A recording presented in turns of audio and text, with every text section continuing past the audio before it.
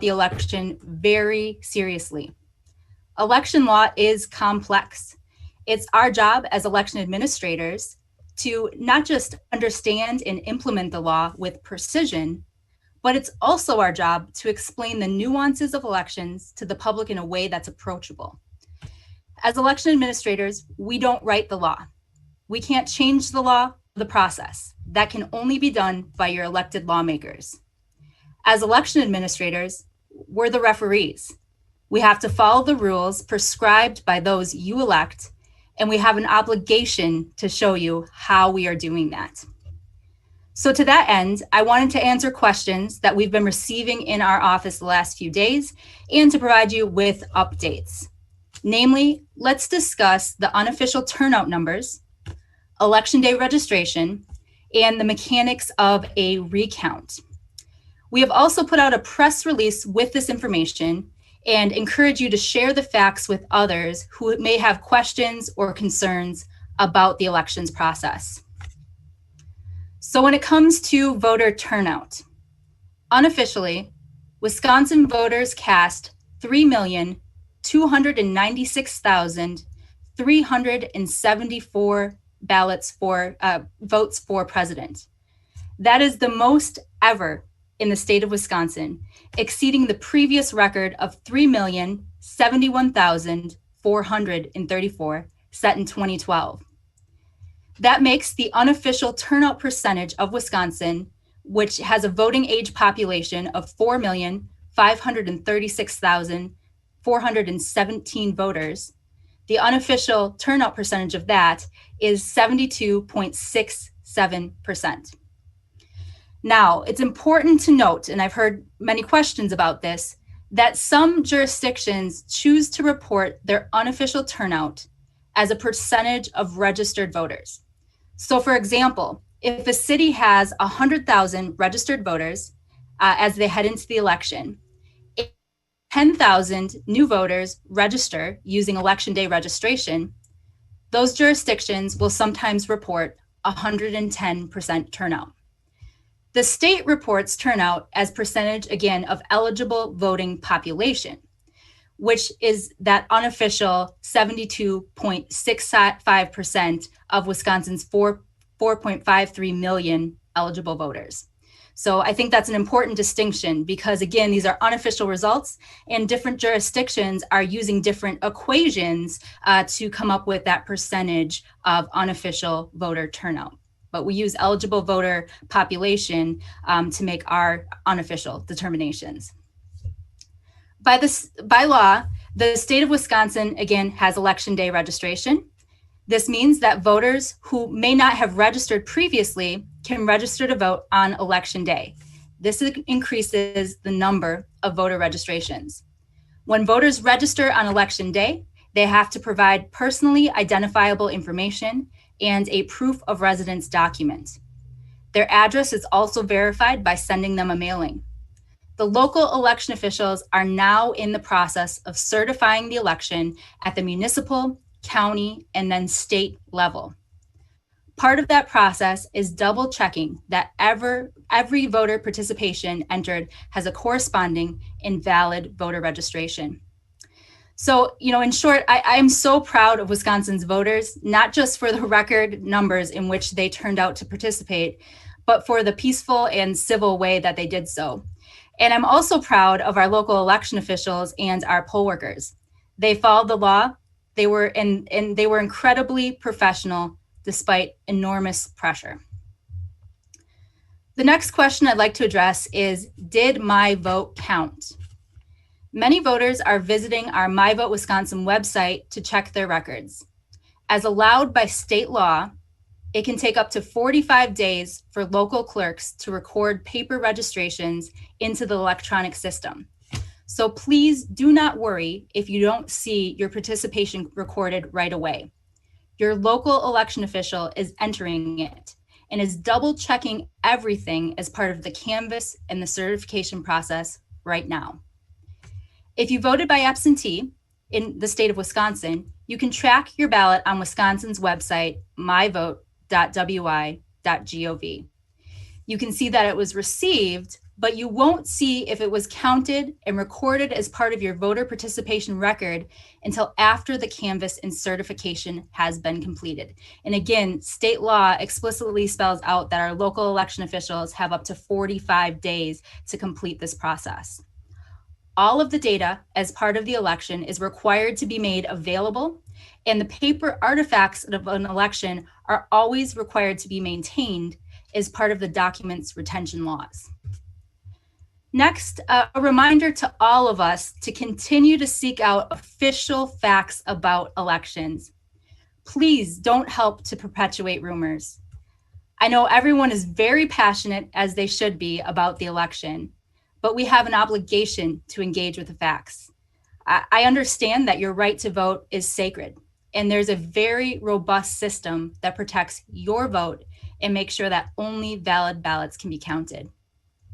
Wisconsin voters and people across the country have questions about how Wisconsin's unofficial election results are reported because of the closeness of the results and the time it took for some of our municipal clerks to complete the counting of absentee ballots. The answer to this question is because we follow the law. And the law says that absentee ballots have to be received by 8 p.m. on election day to be counted. And counting can't begin until the polls open at 7 a.m. on election day. The law further says that every valid ballot has to be counted. There's no cutoff time. And with almost 2 million absentee ballots that had to be counted, election officials took the time necessary to count each ballot in accordance with the very specific requirements of the law. And I'll repeat this point again because I think it is so important. Every step of the election process is publicly observable and is transparent. This includes voting at the polls on election day and the counting of absentees. It also includes the canvass and certification of the tally that is happening right now in municipalities and counties across the state. Every ballot cast in the state of Wisconsin has a paper audit trail. Every voter registration and absentee request is maintained and available during that public process. And to address some of the questions head on, Wisconsin does not have more votes cast than registered voters. There were no absentee ballots found in the middle of the night. There were lawyers and observers from both parties on site and involved the entire time. That even includes at 4 a.m. When ballots were still being counted and those unofficial totals were being posted. Clerks followed the law and they counted every ballot until they were done.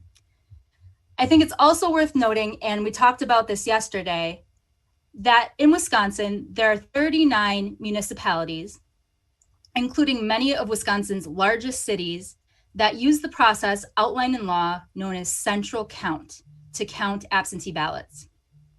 This process is where all absentee ballots are counted at a central location rather than at each individual polling place.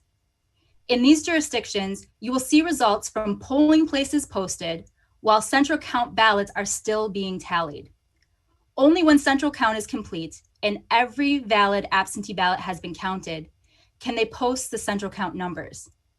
This is why you're going to see a spike in ballots reported late in the process.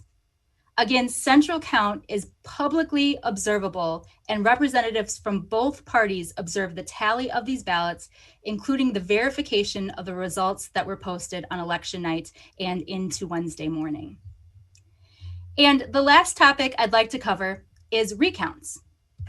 According to the unofficial results gathered from our 72 county clerks' websites, the margin of victory between the top two presidential candidates is 20,470 votes, or 0.62%.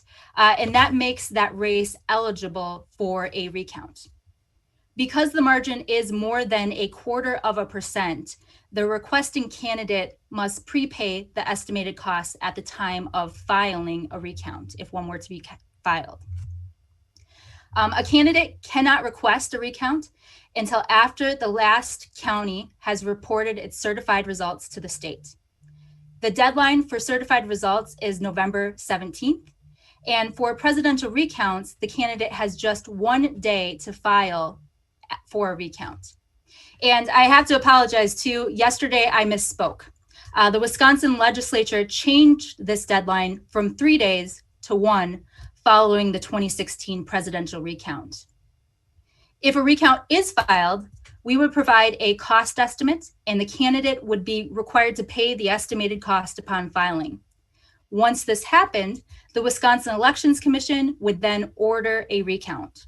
From there, the county election officials would have essentially 13 days to complete the recount and to submit the certified recount results to the commission.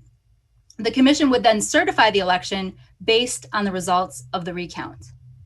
So while no recount has been requested at this point, our office is always preparing. So right now we're actively preparing for that possibility, and we're going to continue to coordinate with Wisconsin's 72 counties and clerks who would be primarily responsible in the event of a recount.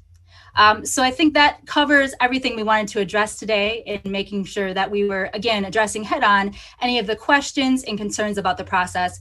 Because again, I think that we as election officials have an obligation to make sure that voters' concerns are addressed and that they have facts to answer their questions about how elections work in the state of Wisconsin.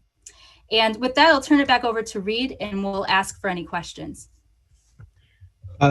Thanks, Megan. And before we start with the questions, I just want to let you all know that I am sorry that if I have not gotten back to you, if you have emailed me or called me in the last 24 hours. I'm working my way through the stack, but there's just an awful lot of them. So I will get back to you as soon as I can. So for questions, first we have Cinnamon Janzer, after which it'll be Pat Pabletti. Can you hear me? Again. Yes. Okay, great. I have two questions. One is, I know that Milwaukee County is doing their canvassing, has started their canvassing this morning, which is at the same time as the municipalities. Do you have a sense of how many counties usually tend to start at the same time versus waiting for their municipalities? And then the second question is, if you could add any other details about how the Wisconsin Elections Commission is preparing for the recount or a possible recount. Thank you very much for those questions. So, those would be about the canvass process and the noticing process. Again, that is a process established by each of our 1,850 cities, towns, and villages, and each of our 72 counties. And so they have to publicly post those notices. They don't report those notices to our office. So that's a process that's completely conducted by the municipalities and by the counties themselves. And so they would be the best source for that information. And then in terms of details about the recount, we're always preparing for anything that might come our way. 2020 has been the year where I think we've seen everything that can happen in election administration come our way, and we needed to prepare for that. So that being said, I think just laying out the timeline, making sure we understand exactly what that timeline is, especially since the law did change a little since 2016. One of those tasks that would be on that list is estimating cost. So working with our local election officials to find out what their estimated costs would be, to make sure that we're covering all the categories that might potentially come up with costs. There's things we'll probably have to figure in terms of, making sure they have large enough spaces to accomplish social distancing, things that we didn't have as part of the list in 2016. The law changed also so that our office can also ask for costs associated with us assisting with the recount. And so that's probably the other piece that we're working on now too, is to understand how we would collect that information and try to get as accurate as we could. I think looking back at 2016, we have some very recent experience with this process and a lot that we can build off of. All right, next is Pat, followed by Mary Spacuzza. Thanks, Megan, again for doing these. So you kind of touched on where my question was going, but I was curious to know if you guys have any sense of what the cost is going to look like yet. And if not, do you remember what the cost was in 2016? And can you roughly ballpark how much additional cost it would be when you factor in your office's costs as well? Yeah, I really don't care to speculate ever about, things like that, because that's work we need to do to make sure that we understand what those costs would be. All of the information from 2016 is posted to our website, so you can find our cost estimates. You can also find what the final actual costs were in the categories. But again, we're right now thinking through what are those other categories that might be different from 2016 and now. And, one of them that came to mind for me was things like renting larger spaces, the potential for things like live stream of the recount, because there might be limitations on how many observers can safely be there. You can't really be looking over someone's shoulder like maybe they were able to in 2016. So I think there will be some differences, but I think if you look back at that data from 2016, you'll see a pretty good foundation that we can now build upon to get more accurate estimates. And if I could follow up that real quickly on the mechanisms on the prepaying of the recount, how does that work? Do they make a payment directly to you based on your estimate, and then you guys authorize the counties to go and begin the count? Is that roughly how it works? Yes. So with the filing, they would have to submit payment to our office by the deadline. And then upon receiving the filing and the prepayment, the commission would then authorize the recount to start. And then from there, I believe that the counties have 3 days to sort of put the process into to start working on that. Thank you.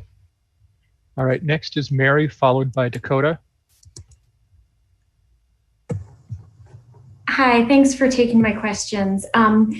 The Trump campaign raised concerns about irregularities in several Wisconsin counties, and today in a media call said magical sacks of ballots were being found overnight. We're just trying to check and see, have any formal complaints or any specific concerns been raised to your agency about anything like this? Thanks for that question. So no, we have not received any report of any irregularities. And again, I know that there were questions. And again, I take those questions seriously when people see that concerning a spike that concerned them, at night in those ballot totals being posted. That's because of central count and all the absentees coming in at night. They all had to be counted until they were finished, and then they all have to be reported at once. So registration is where you verify that you are you, and that we verify that you are you, and we put you into the system. There's maintenance that goes on all the time. So if somebody becomes ineligible, so let's say they become a felon or they're deceased, they're deactivated from that registration system. And that happens every day, where we keep up with those registration records. So I think that is a really important piece of this. You've got to be registered, and a lot goes into registration before you can request an absentee ballot. Then, if you want to request an absentee ballot, in the state of Wisconsin, all voters have 3 options for casting their ballot: absentee by mail, in-person absentee, or at the polls on election day. If you choose absentee by mail, then you have to make a request. And when you make your request for an absentee ballot, you have to provide information to your local election official so that they can find your voter registration record, make sure that you're lawfully registered to vote. Then you also have to provide a photo ID, and that's kept on file as part of your record for that absentee process as well. From there, each municipality has a clerk. So we have 1,850 cities, towns, and villages that are responsible for registering voters, for issuing absentees. So when your request goes, it goes to a person. It goes to a person in your community that is checking to make sure you're lawfully registered to vote, making sure you provided all the information, the photo ID, checking all the requirements. And then from there, they very intentionally make the decision if you're eligible to get an absentee ballot. And if you are sent an absentee ballot. From there, the voter can cast their ballot by absentee in the presence of a witness. And the voter has to sign the certification on it's an absentee envelope. And they also have to have their witness sign and also include their address. From there, your ballot is sent back to the clerk. I should also say, during that transmission process, we also have intelligent mail barcodes on that mail process so that you can track your absentee ballot, so that we in our system can take a look to make sure that everything's reaching the milestones that it should. And if it's not, we can work with that voter to make sure they get a replacement ballot as well. When the local election official receives your ballot, they have to first check it into the system that it's been received, right? And all of that information is in the system as part of your record. So if you sent a second absentee request, the clerk again has to make sure you're registered. And they're also going to see, oh, this person already has an absentee request on file. And all that information is also populated to the poll book. So on election day, if you go in to vote in person and you've already received and returned your absentee ballot, you wouldn't be eligible to cast a ballot at the polls on election day. So it's all a coordinated system, not just absentee, but it plays through to the paper poll books even at the polls on election day. Then on election day, your absentee ballot is either sent to your polling place or it's sent to a central count location where you're assigned a voter number, just like if you were there on election day. Your name and your address are publicly announced. People have an opportunity to challenge ballots if they have firsthand information that that voter is not eligible. Then the election inspector is going to go through that certification and make sure that you filled everything out. Before the ballots are even sent down, again, they have to check the registration record, make sure you're still eligible to cast your ballot. If something changed since you received it to them getting back, they wouldn't count that ballot or send it down to be counted. And then at the polls, again, they're going to check that certification, make sure everything is good to go. If there's missing information, that ballot can't be counted. And then that ballot is tabulated. But your certificate envelope, your registration form, your absentee request, those are all kept and maintained again by your local election official. So in the event of a recount, if we were to have one, those are materials they have to maintain and go back to again, double check that everything happened how it should. Okay, thank you. All right, next is Sean Gallagher, followed by Kia Murray.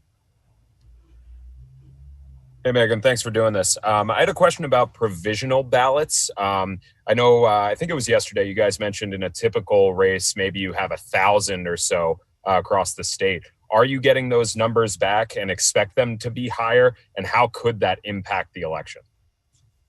Yeah, thank you for that question. So the state of Wisconsin, not to get into the weeds, I love to get into the weeds of elections, but we don't have a lot of provisionals because we are exempt from the National Voter Registration Act. So long story short, there's really only one scenario where you can be issued an absentee ballot in Wisconsin. Other states, there's a lot more.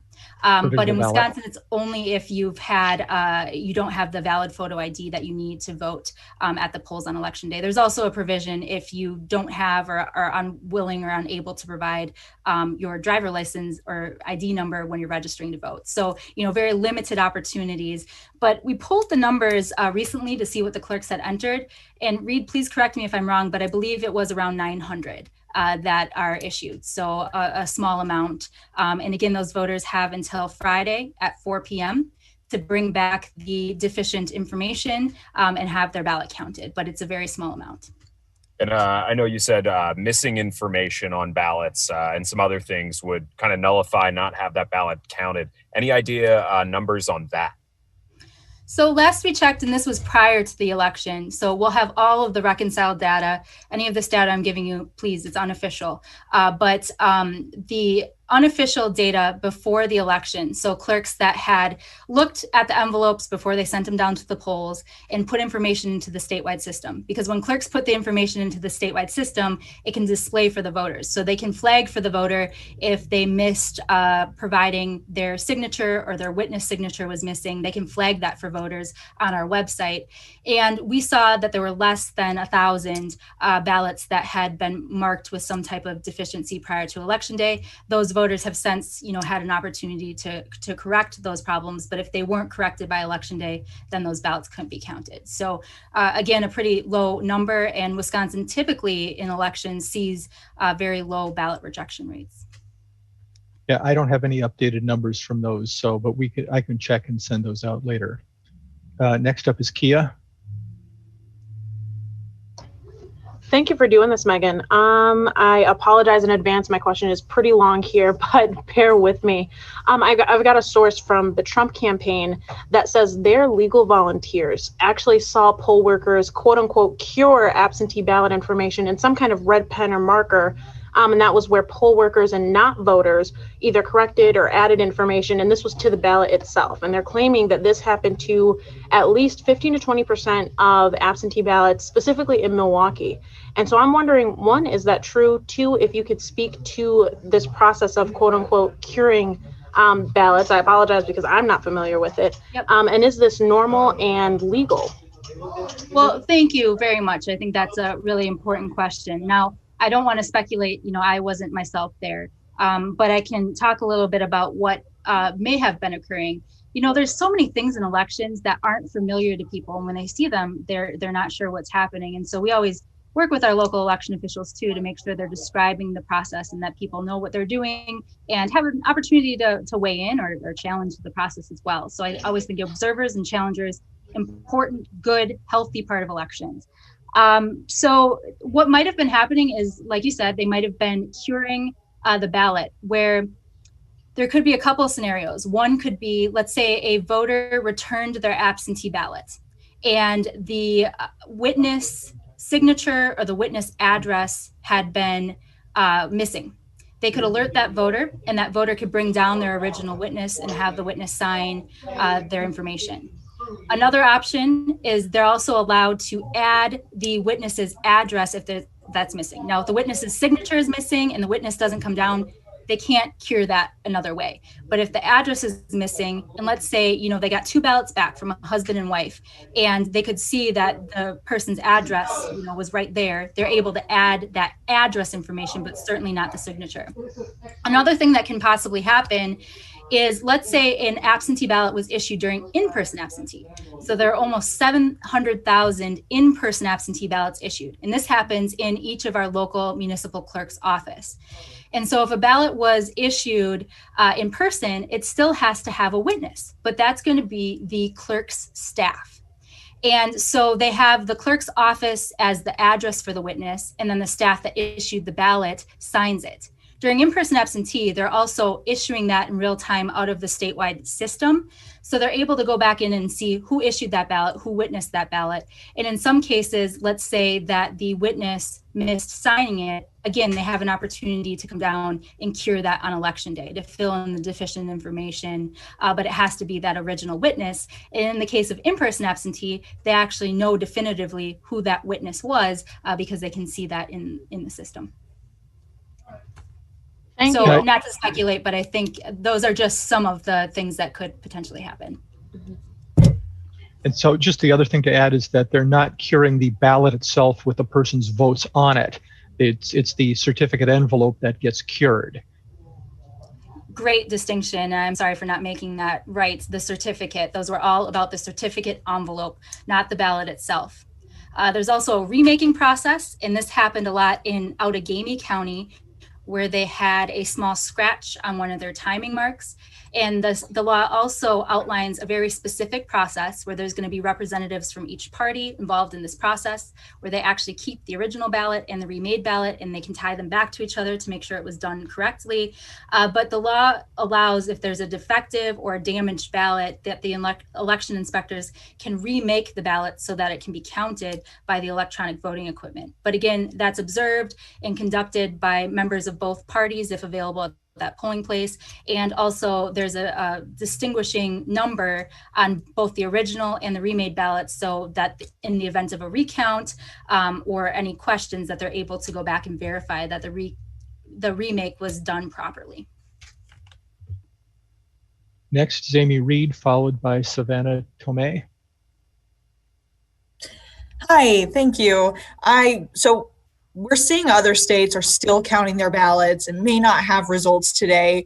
Meanwhile, Wisconsin was able to count all of theirs and get results out. So I was wondering if you could just speak to how election officials handled this election and how it looks with Wisconsin being done with, of course, results unofficial, but with those being counted at this point while we are still waiting for some other states. Yeah, thank you for that. So I have the utmost respect for election officials around our country. I know them personally, and we are really lucky to have all of them at the helm in our various states. And so each of us, though, have a different set of laws that we're working under. So Wisconsin has our Wisconsin state laws, and that outlines how we have to conduct our election. Each state in their state legislatures have come up with completely different laws in terms of how that process works. And so in some states, they have an extended return period. In Wisconsin, our ballots have to be back by 8 p.m. on election day to be counted. In other states, they have a week or sometimes more for ballots to continue to come back that were put in the mail on election day. So a lot of states also have things like provisional ballots, a lot more than we do, that they have to continue to count and process after election day. So I think the fact that it's taking longer in those states says nothing of the election official and is simply a construct of their laws. I could just quickly follow up then. You mentioned how our laws stop us from accepting absentee ballots after 8 p.m. on election day. I was just wondering, are you guys going to be doing kind of an audit on absentee ballots that were received after election day and when that would be kind of coming out? Yeah, so as our so all the data in our statewide database comes from our 1,850 local election officials. And so as they go through and record participation, so like I was talking about, when voters go in to see if their ballot was counted, clerks are working on recording participation. They also track things like ballots that were received after the deadline. So they're going to also enter in ballots that were rejected for missing witness, or they're going to put in ballots that were received after 8 p.m. on election day and show that that ballot wasn't able to be counted. And so all of those are maintained and tracked, as part of the election materials as well. So that's data that's always available as part of our post-election data sets that we're required to put out, especially after a general presidential election. There's things like federal reports that we have to complete that go into this really nuanced data about what was counted and what was rejected. Thank you. Savannah is next, followed by Brett. Hi, thank both of you for doing these. As always, I know you must be running on fumes here. There's been so much misinformation about every state in the country throughout election day and then in the days afterward.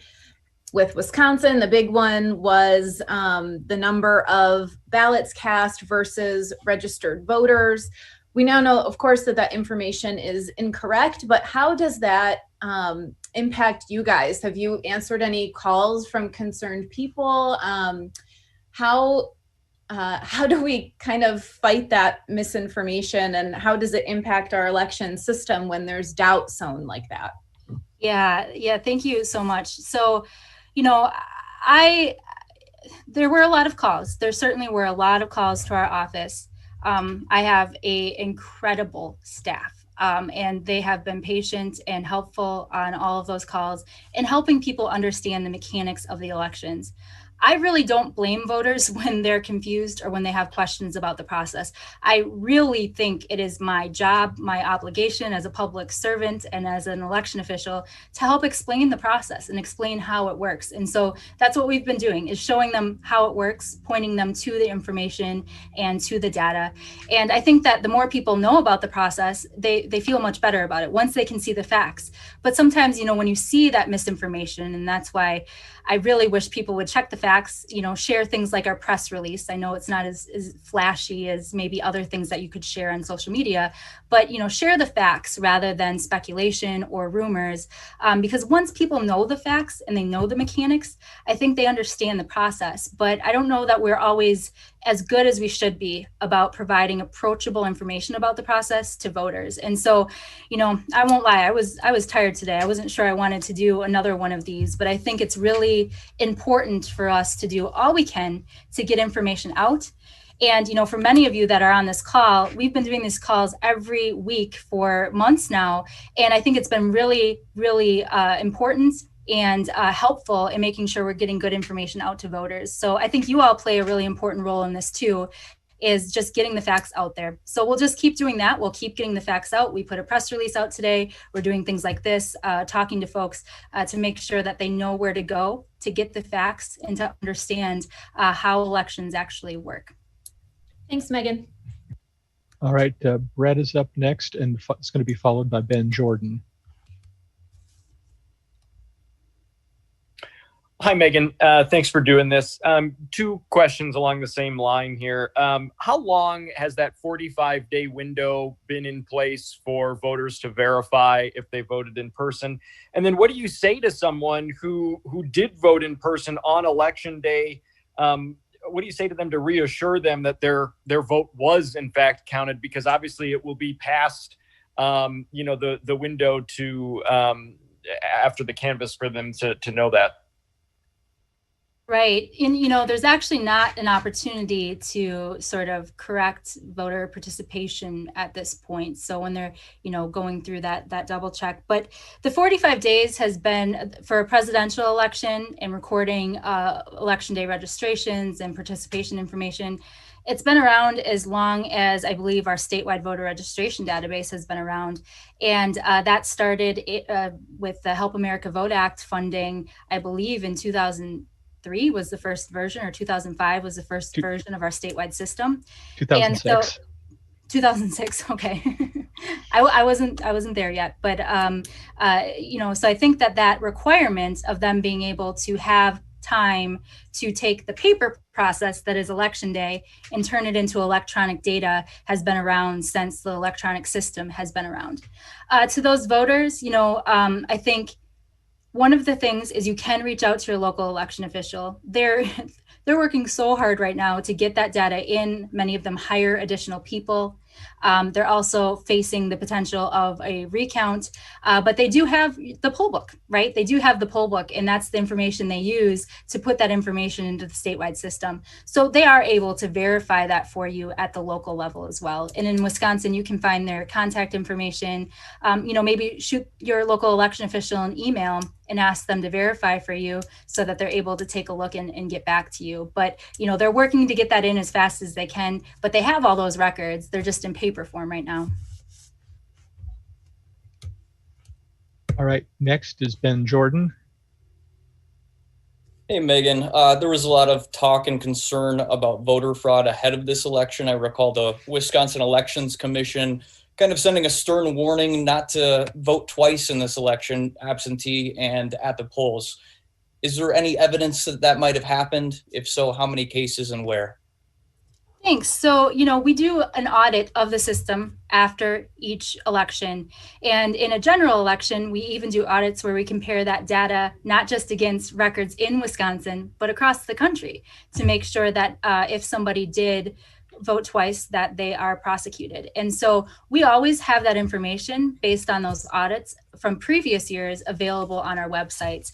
And, we won't know that or be able to conduct the audit until participation has been entered into the statewide system. So again, those 45 days.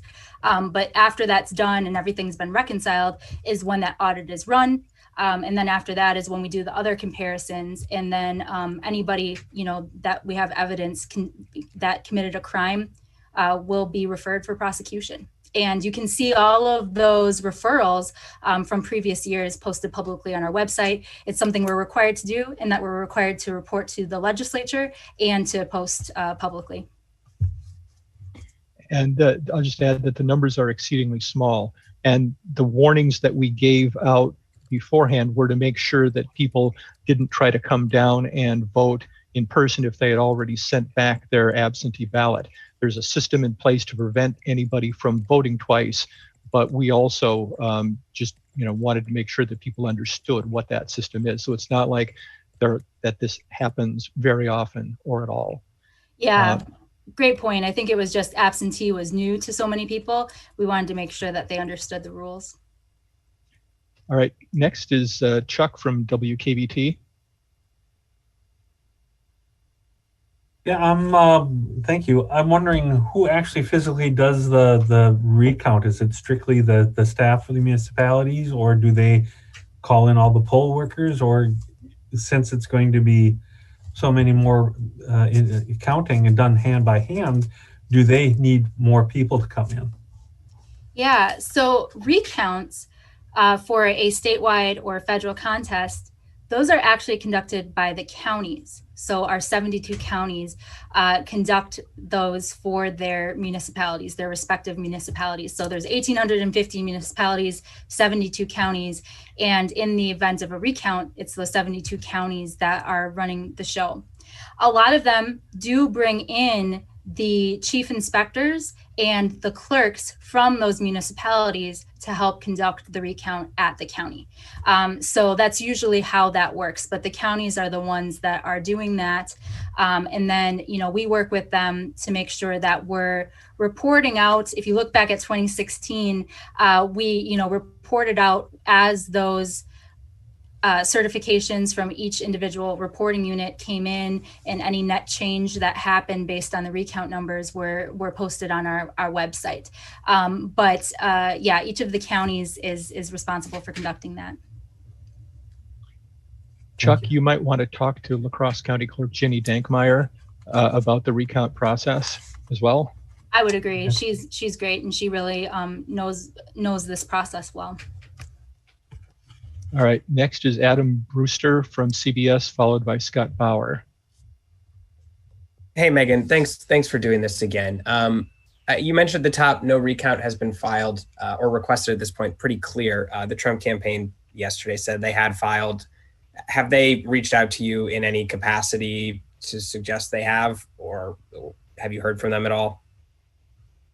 No, not specifically about a recount that I'm aware of. I mean, we certainly hear from the campaigns regularly, just as they're asking questions and navigating the process. We're always open and willing to provide them with any information. But no, I'm not aware that we've received any official communications about a recount.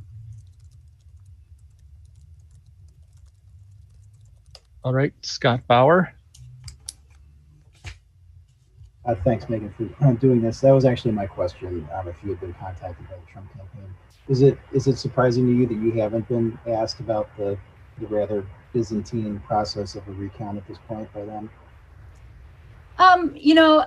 No. I mean, I never speculate. That's not my job ever, but I think that we have a lot of information about a recount. We have a recount manual, we have a memo and a manual for anything in elections, and so we have a lot of information about how a recount works, and we certainly answer any questions that come our way. But I don't know that I find it surprising that we haven't seen anything else at this point. I mean, they really can't make a request until after we have the certified canvases from the counties. So, I think that's also an important clarification, is now wouldn't be an appropriate time for them to file.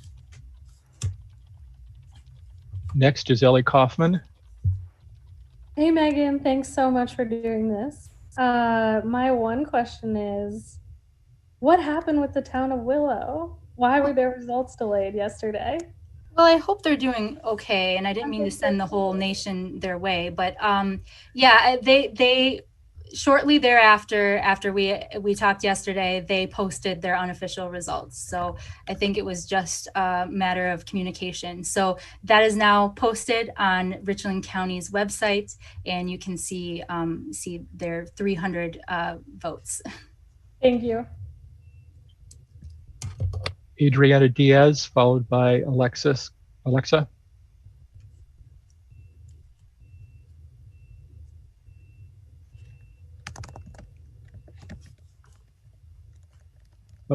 Where did Ariana go? I don't see her. Well, Alexa's next then. Hi, Megan, I know someone asked you about this already, but I was curious when you think you might have some data on the number of ballots that are coming in after Election Day, after the deadline? Yeah, so that won't be, there's no specific statutory requirement or deadline for when they have to enter that data. So it won't be until after they record participation, they get all their registrations in, they conduct a recount, that they'll then go through and record some of their other data. But we do have federal reports that we're required to file. So there's the EVES, the Election Administration, I'm not sure, it's through the US EAC. We all have to file federal reports about the data on the elections. And so after all of the jurisdictions have entered their data, we have the fun of getting to call 1,850 jurisdictions and just make sure all their numbers make sense. Most other states only have 50, election officials, but we have our 1,850. And so we work with all of them to make sure all their data has been entered, and then we submit our federal report. So that takes a while, but all that data will be available as part of that federal reporting requirement and other data sets that are available through things like our data system on Badger voters. Thanks. All right. Next, we've got Riley Vetterkind, and then I'll go back to the people who had previously asked. Hi, Megan. Thanks for doing this call. I wanted to ask about absentee ballots and when we will know, can I have a final number or a reportable number on how many absentee ballots were actually counted in the election? Because it's my understanding that the counts that you guys generate each morning, I'm assuming some of those may have arrived late and not been counted. As kind of a follow-up to that, I'm also wondering when we will know how many absentee ballots were mailed but arrived after the election day and so weren't able to be counted. Yeah, so in terms of the number that were returned and actually recorded as part of participation, that would be after the 45 days. So if there, let's say, was a voter who asked for an absentee ballot, they were sent one, but then they chose to go to the polls and vote on election day, that's going to get officially, recorded as part of that voter's official record.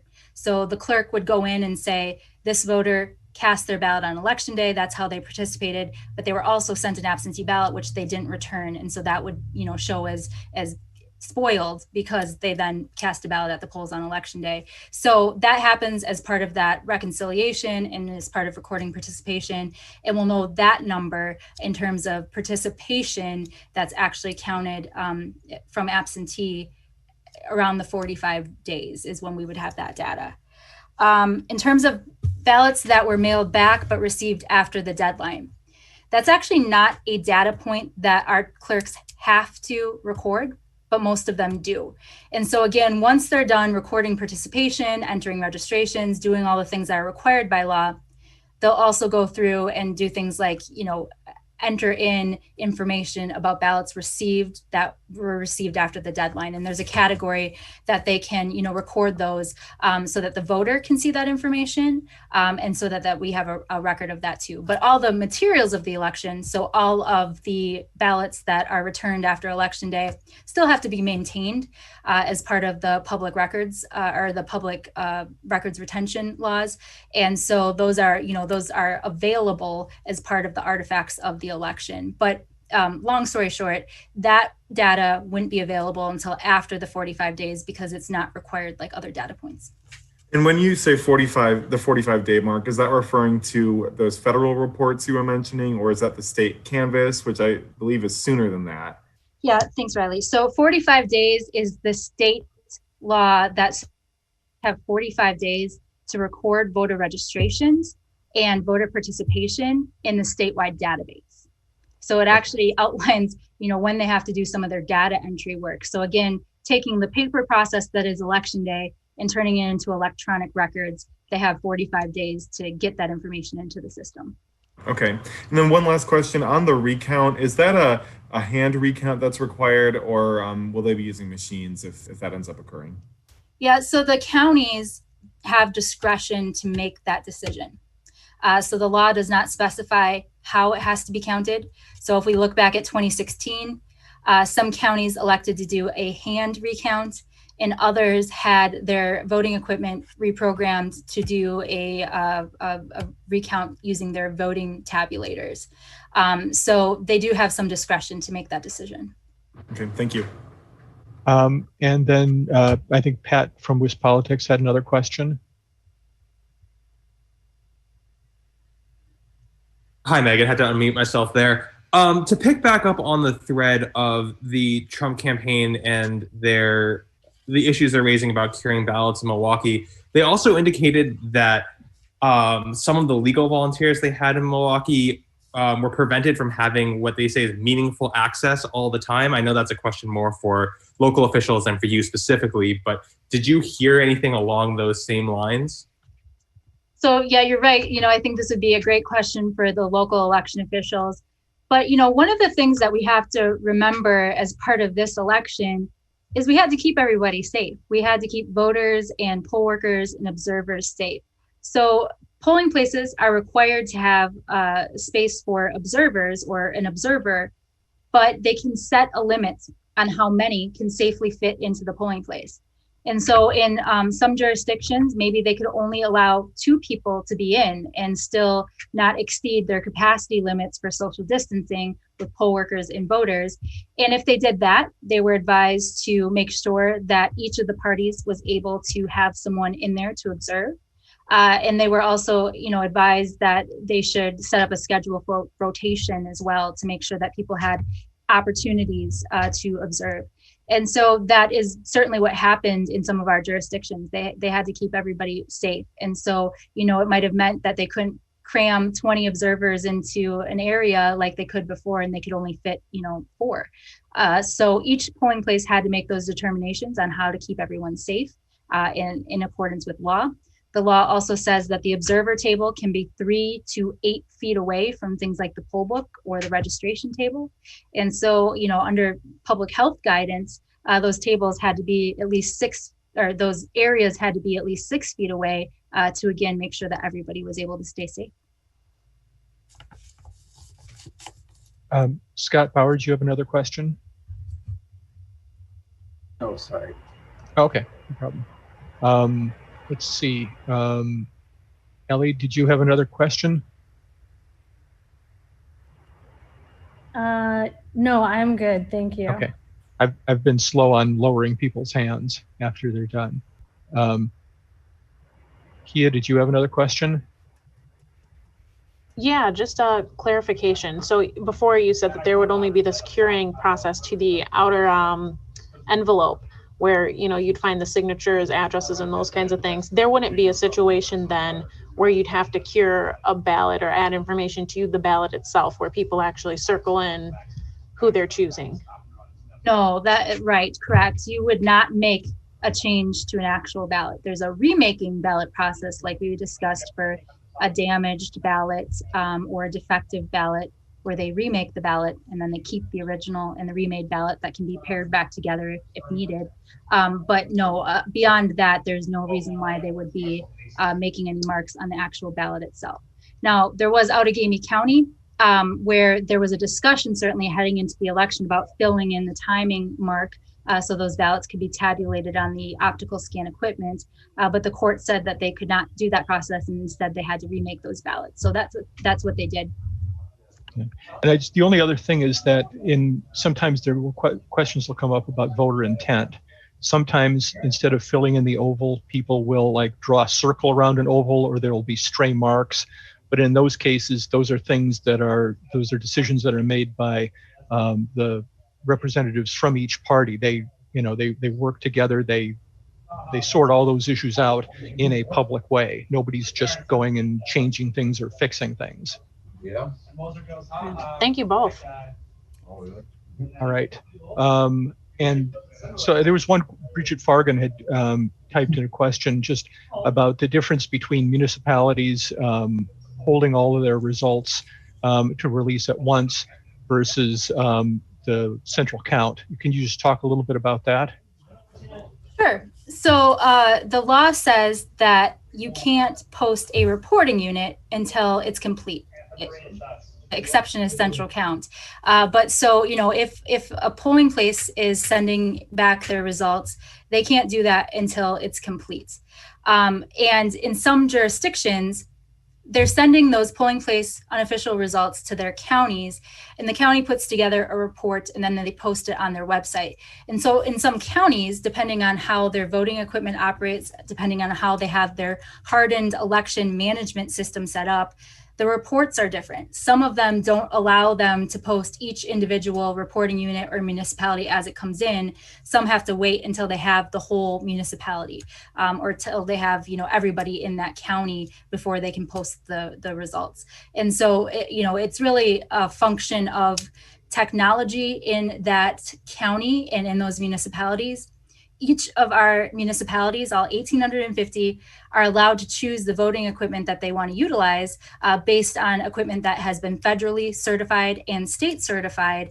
And so there's different equipment in use. There's different end election management systems in use on the county side where they receive those results and put them into reports. And so it's really just a function of that and the differences that you'll see from county to county and the systems that they use.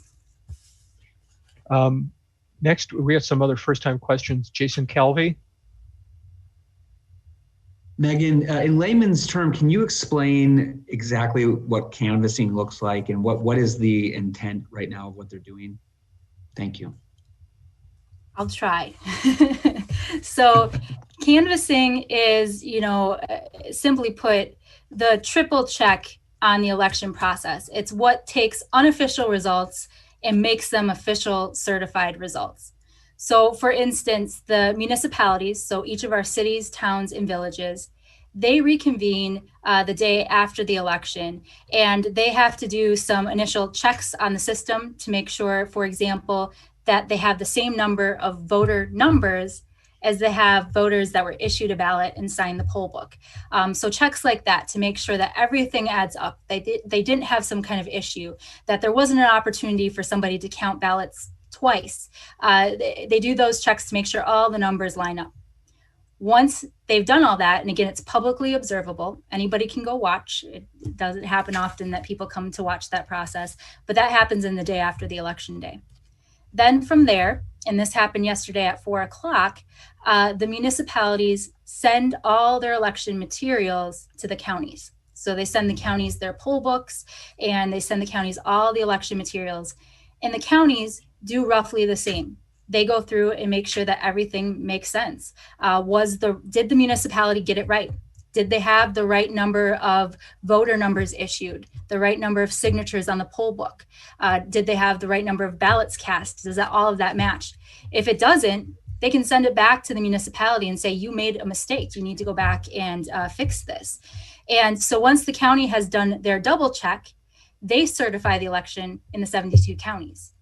And then from there, it comes to the states.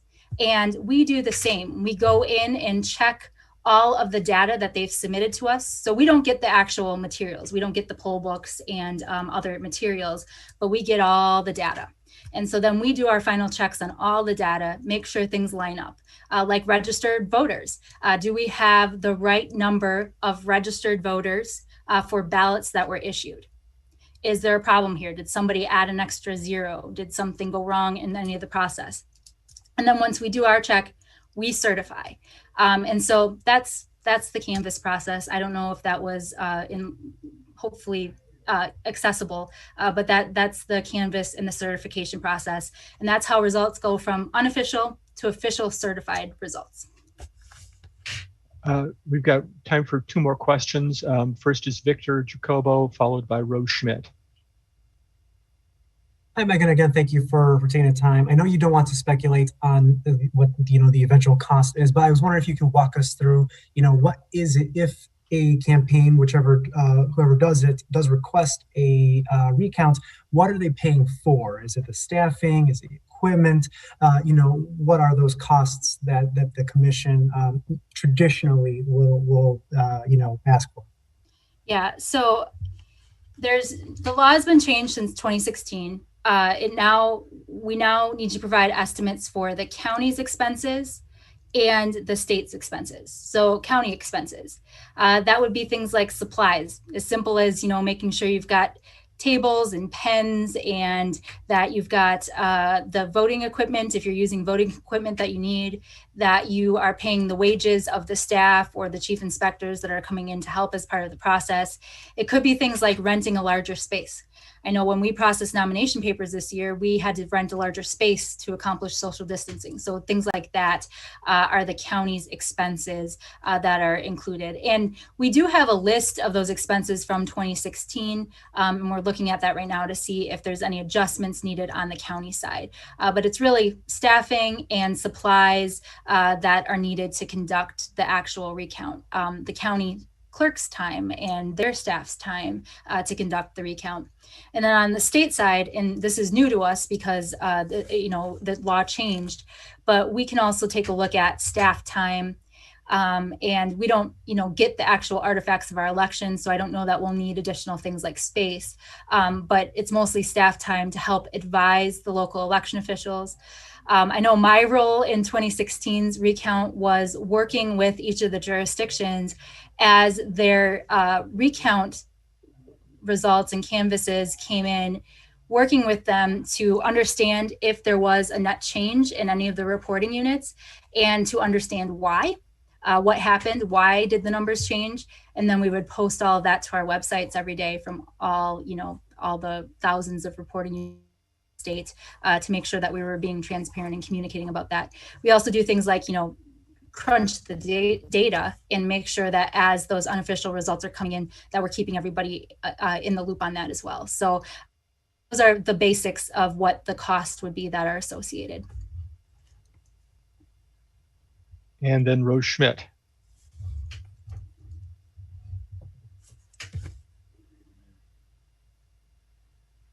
Rose, go ahead.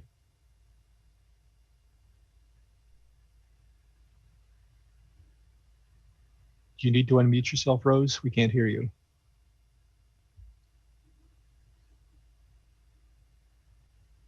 Maybe she's not there. Alexa, did you have one more question? Oh, no, I'm good. Okay. I'll lower my hand. Okay. Rose, are you there? One last chance.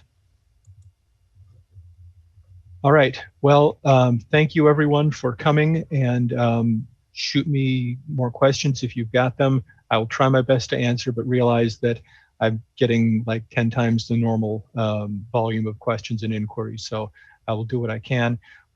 Just before this, we sent out a news release with many of the things that Megan talked about, and all the numbers that she gave are in the press release as well. And then also, one thing we did do is we posted on the website a spreadsheet that has the county by county unofficial numbers that are there for the purpose of calculating the recount margin. And so if you're not an AP member or you don't have access to that as AP data, you can kind of get some of those unofficial numbers from us. Our staff had to go out and gather that information because the counties don't report that to us at this point. So anything else you want to add, Megan? No, just thanks everyone. And like Reed said, there's a lot of information on elections.wi.gov. So if the press release doesn't answer your questions, if you go to elections.wi.gov and, put the subject matter in our search box, you'll find a memo or a manual or two. Yeah, I get a lot of questions for things that are on the website. And especially if you're looking for numbers, look for that link to the statistics section on the left-hand side of the page. And there's all the information about the absentee ballots, about voter registration, all that kind of stuff is there. And on the recount costs, just put in the word recount in the search box. We have a whole page, and it's got all the information from the 2016 recount, as Megan mentioned. So yep. Thank you all for coming, and I will send out a link to this video as soon as Zoom produces it for me. Thanks. Great, thank you.